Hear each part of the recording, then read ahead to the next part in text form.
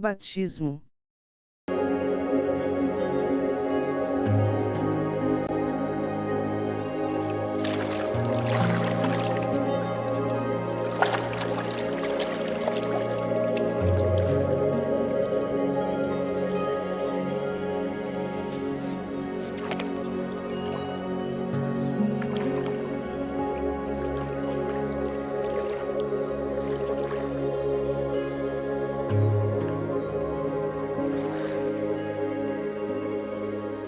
Eu careço de ser batizado por ti.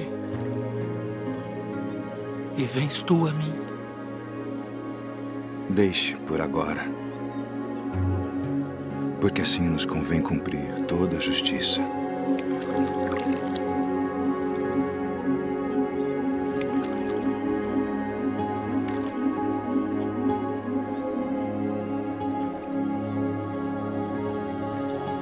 Tendo autoridade do Deus Todo-Poderoso, eu te batizo, como testemunho de que fizeste convênio de servi-lo.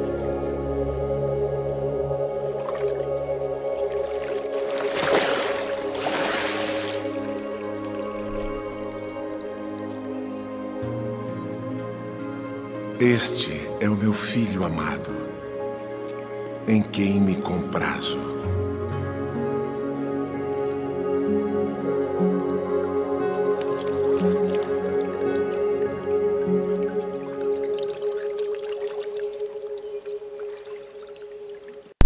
Caros amigos, iniciaremos agora um conjunto de reflexões teológicas sobre os vários sacramentos.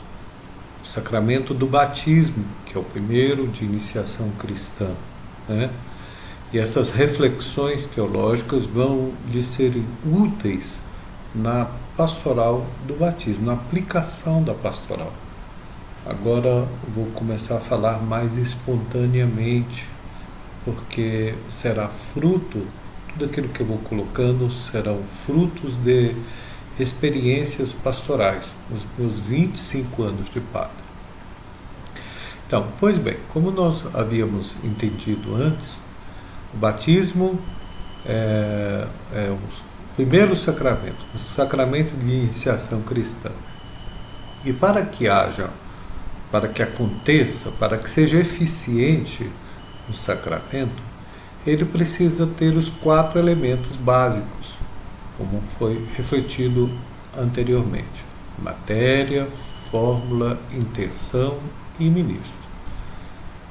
E a matéria do batismo é a água. Não pode ser Coca-Cola, não pode ser pinga, não pode ser. Então tem que ser água, H2O. E alguém poderia até perguntar, mas por que é água, padre? Olha, primeiro porque foi o Senhor que instituiu que fosse água, né? Mas a gente tem que começar a entender de onde surgiu toda essa ideia. Primeiro, nos primeiros primórdios na vida de Israel, daquele povo de lá, havia uma lenda de que existia um monstro que vivia na água, né? Então, havia esta lenda. E essa lenda foi evoluindo de modo que água passou a ser símbolo de morte. Porque cada vez que ia à morte, que ia ao mar, ali ao rio, eles eram engolidos por esse monstro, por essa coisa que lhes tirava a vida. Então, a água logo passou a se tornar símbolo da morte, né? Contudo, embora tendo a lenda deste monstro que vivia na água e foi dando à água este sinal, este símbolo da morte, o próprio Senhor vai inspirar os autores bíblicos a ter a ideia de que a água não é só para a morte. Da água também vem purificação. Da água também vem a renovação interior. Se vocês pegarem a sua Sagrada Escritura, no Salmo 50, no versículo 4, famoso Salmo da Misericórdia, né? O Miserere, o famoso Salmo de Davi, no versículo 4, ele vai dizer o seguinte: lavai-me totalmente de minha falta e purificai-me de meu pecado. Quer dizer, o nosso salmista, que é atribuído a Davi, esse salmo, ele vai estar pedindo para que seja lavado. A água aí já não é mais símbolo da morte, mas a água aqui é símbolo da vida, de lavar, de purificar, de renovar. Então, a água, o Senhor vai inspirando os autores bíblicos a renovar o pensamento, a atualizar o pensamento. Vejam só, João capítulo 13, no versículo 8, né? Pegue aí a sua Sagrada Escritura. Então, a partir de agora, eu quero pedir para que vocês tenham sempre a Sagrada Escritura aí em mãos, né? Para acompanhar melhor. Então, no Evangelho de São João, capítulo 13, versículo 8, São Pedro, né, na famosa passagem bíblica, onde Jesus está lavando os pés dos discípulos, né? Então aí mais uma vez entendendo a água como um símbolo de purificação dos pecados, das suas falhas, né? De restauração interior, né? De um meio de remissão das faltas, né? No versículo 8, João capítulo 13, versículo 8, vai dizer assim: disse-lhe Pedro, jamais me lavarás os pés.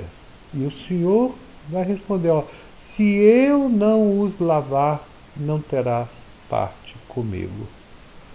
Exclamou então Simão Pedro, Senhor, não somente os pés, mas também as mãos e a cabeça. Olha aí, o próprio Jesus está usando a água como símbolo de purificação. E se nós vermos também em João capítulo 3, versículo 5, não é?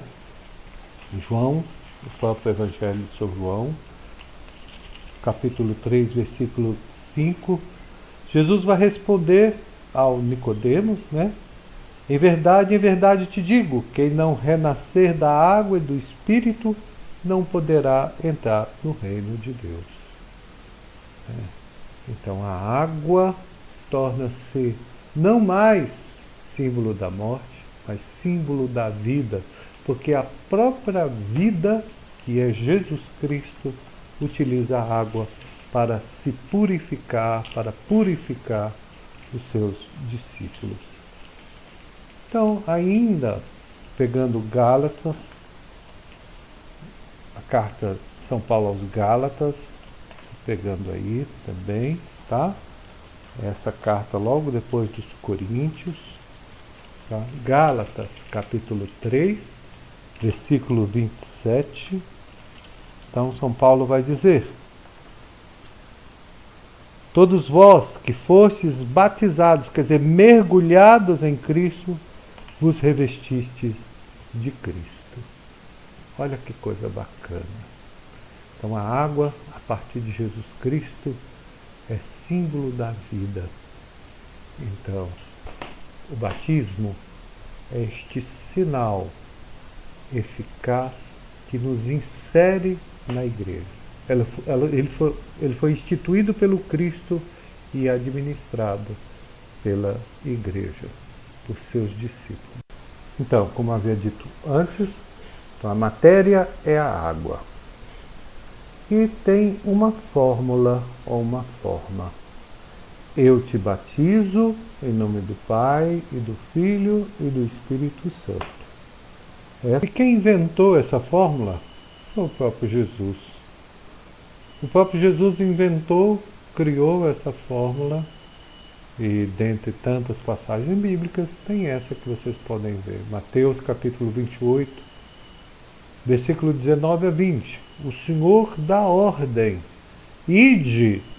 Ele não está pedindo, ele está mandando. Ide, pois, e ensinai a todas as nações, batizando-as em nome do Pai, e do Filho, e do Espírito Santo. Pois bem, aí está a fórmula do batismo. Batizai-as em nome do Pai, e do Filho, e do Espírito Santo. Amém.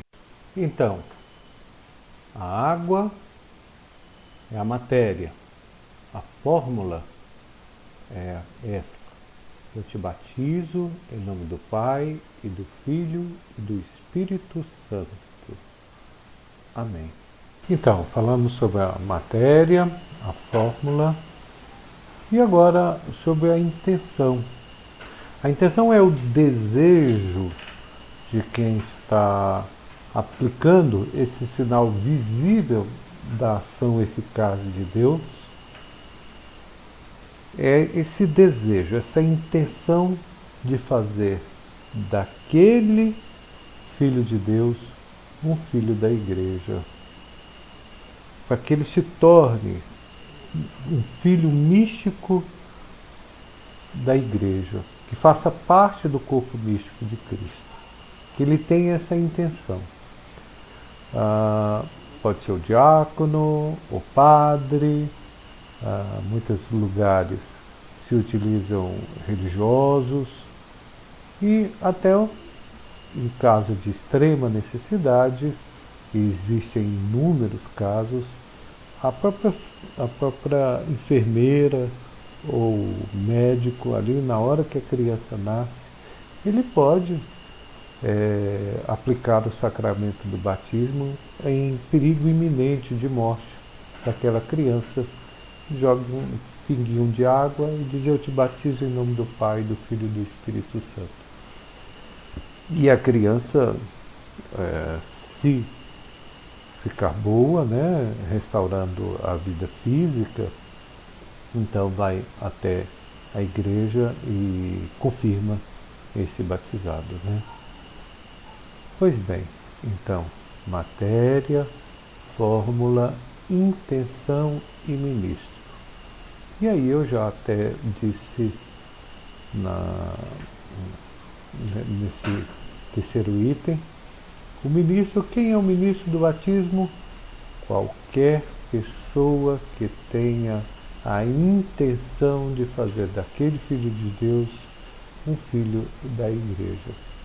É claro, em situações normais, nos momentos corriqueiros, quem tem o serviço, o ministério de batizar as crianças é o diácono, é um trabalho próprio dele. Na falta do diácono, o padre, né? E, claro, o bispo diocesano, né? A tarefa é do diácono, mas o padre pode fazer e deve fazer também o bispo. Reconciliação.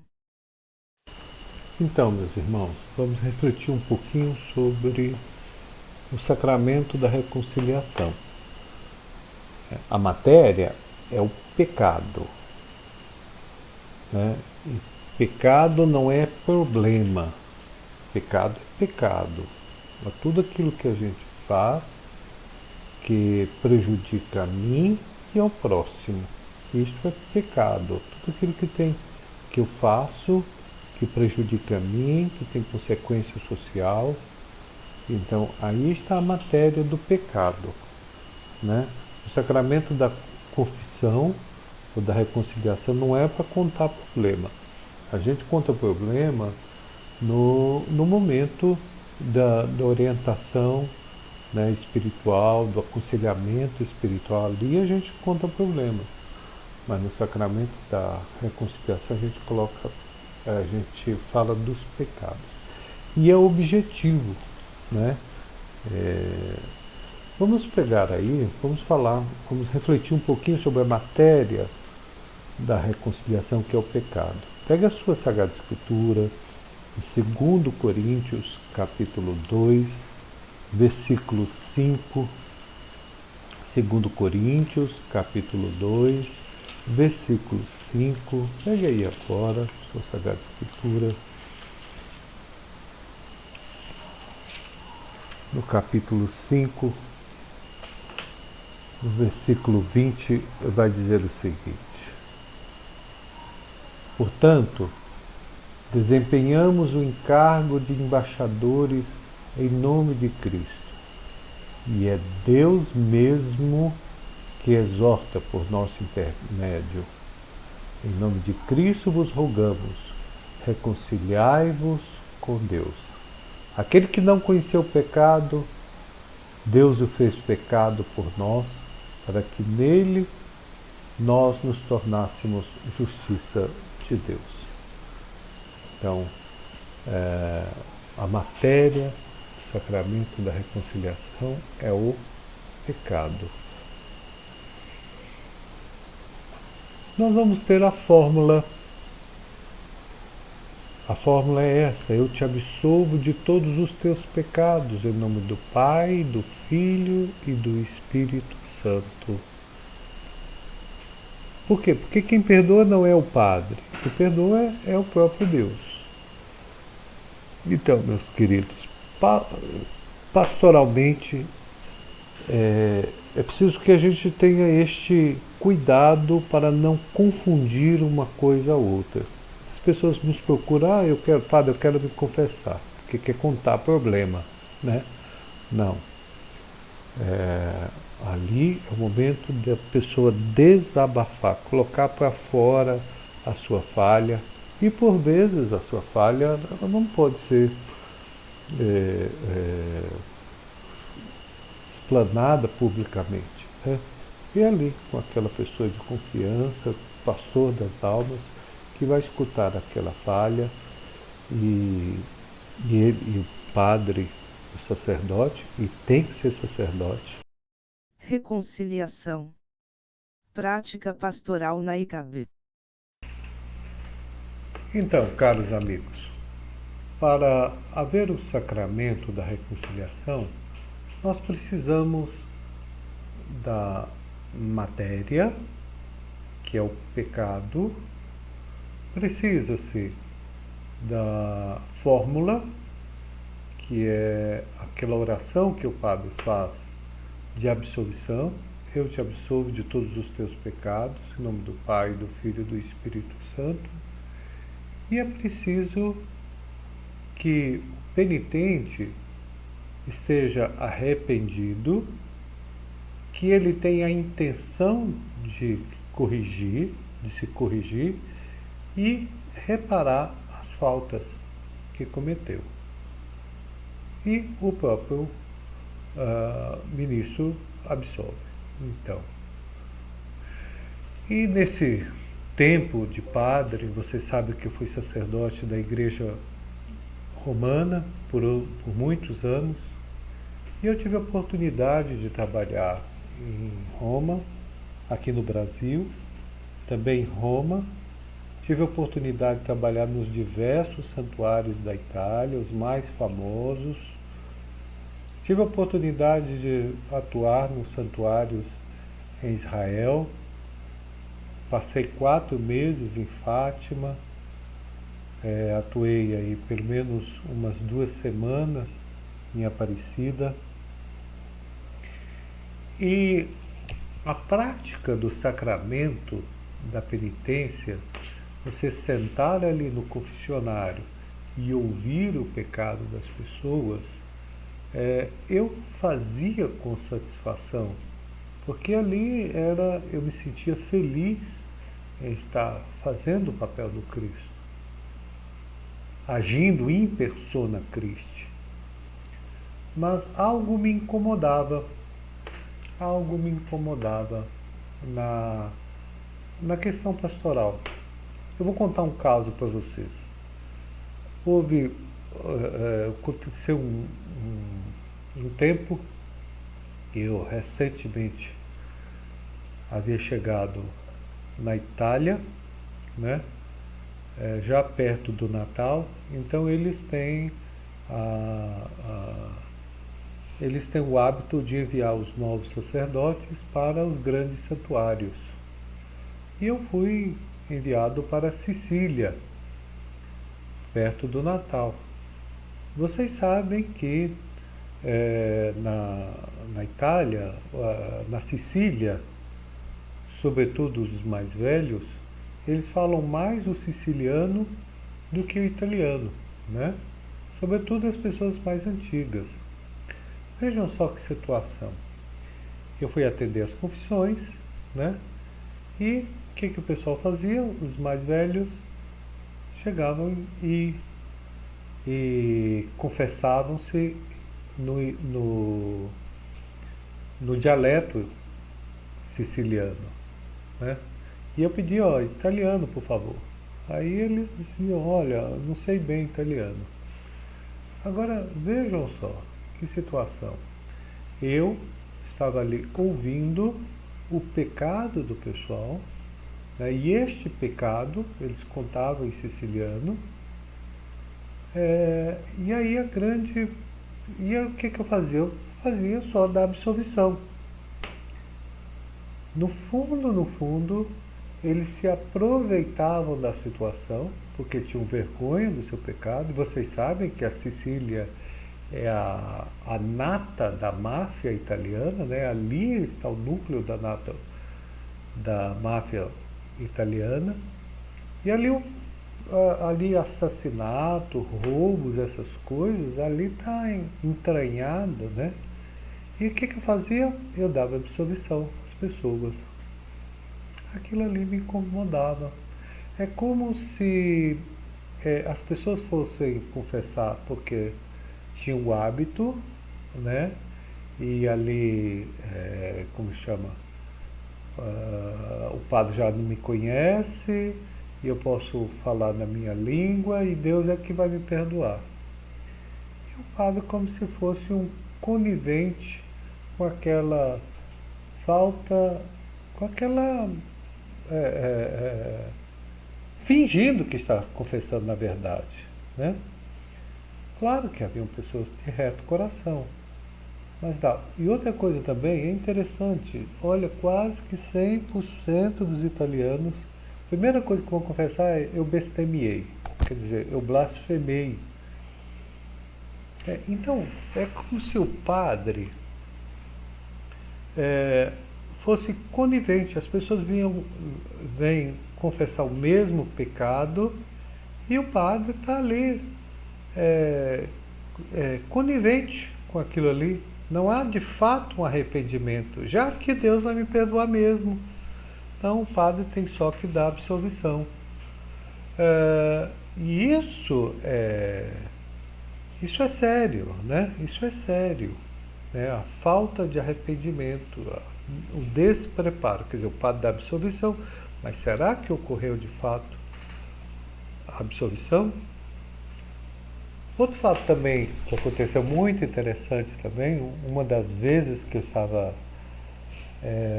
levando as pessoas peregrinos para a Terra Santa, quando morava ali na Itália, houve também um outro caso de uma senhora que tinha um problema psíquico e ela queria confessar toda hora. Ela tinha uma paranoia, ela tinha um medo de morrer sem receber absolvição. Claro que era um desequilíbrio mental. E ela dizia, olha, padre, eu tenho esse desequilíbrio mental, mas eu preciso ser perdoada todas as vezes que eu me sinto angustiada. Gente, acreditem, para onde eu ia, essa senhora estava a pelo menos 1 metro, aí 2 metros de distância, com medo de cometer algum pecado e morrer depois, logo depois, em pecado. Então foram 15 dias nessa agonia. Eu todos os dias eu dava absolvição pelo menos umas 6 ou 7 vezes. Eu olhe lá, talvez mais, né? Aconteceu de aí perto da meia-noite, ela ir lá no meu quarto, bater na minha porta, e eu até com medo, porque ela estava com o marido dela, né? De alguém ficar pensando alguma bobagem, né? E ela foi lá de tarde da noite, para quê? Para eu dar absolvição para ela, né? Uma paranoia. Quer dizer, a absolvição auricular, ela é um bem, mas também causa pode ocorrer esse desequilíbrio na administração pastoral. Aí é que vem São Carlos do Brasil, o nosso fundador, o nosso grande santo, que vem exatamente afirmar isso. Olha, a Igreja brasileira vem abolir a confissão auricular por achar um absurdo, né? Não é que as pessoas, que o padre não tenha que guardar sigilo, não é que o padre não possa escutar as pessoas em sigilo, mas fechar, como se diz, limitar o sacramento da reconciliação àquele momento em que o padre escuta a pessoa e repete a fórmula, perdoando-a dos seus pecados, entender que isso é sacramento da reconciliação. Sacramento da reconciliação é muito mais que isso. É preciso desejar. E quantas pessoas eu atendi que de fato, talvez a maioria das pessoas que iam confessar e de fato não estavam arrependidas. E são ali, como se diz, tirando um peso da consciência, mas havia um propósito de vida de mudar, havia uma vontade de caminhar melhor. Por isso que para nós, sacramento da reconciliação não é motivo para a pessoa não comungar. Aliás, a Eucaristia vai dar força para você arrepender-se dos pecados e receber, então, a absolvição. Em todas as missas, nós, padres, damos absolvição durante a missa. E, de fato, ninguém penetra nos corações. É a pessoa que tem que estar decidida a mudar de vida. Ter essa metanoia. Aí a iluminação de São Carlos foi extraordinária. Só o Espírito Santo para inspirar o nosso grande santo. Pois bem, por isso é que São Carlos, na Igreja brasileira, foi abolida a penitência auricular. Quer dizer, confissão é só aquela que você está ali ouvindo a pessoa. Não, confissão é muito mais que isso. O sacramento da reconciliação é muito mais que isso.